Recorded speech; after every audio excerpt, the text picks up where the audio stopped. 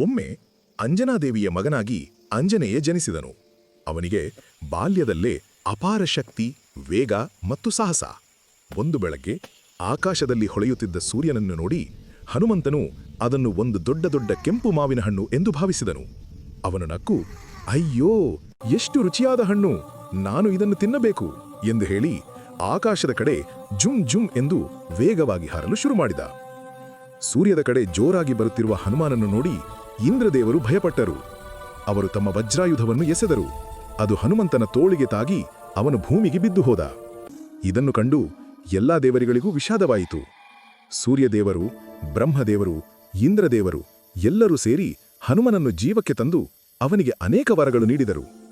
ಯಾರೂ ನಿನ್ನನ್ನು ಸೋಲಿಸಲಾರರು, ನಿನ್ನ ಶಕ್ತಿ ಅಪಾರವಾಗಿರಲಿ, ನಿನ್ನ ಹೆಸರು ಕೇಳಿದರೂ ಪಾಪಗಳು ನಾಶವಾಗಲಿ. ಈ ರೀತಿ ಶ್ರೀ ಹನುಮಂತನು ಅಮೋಘ ಶಕ್ತಿಯ ದೇವನಾದರು.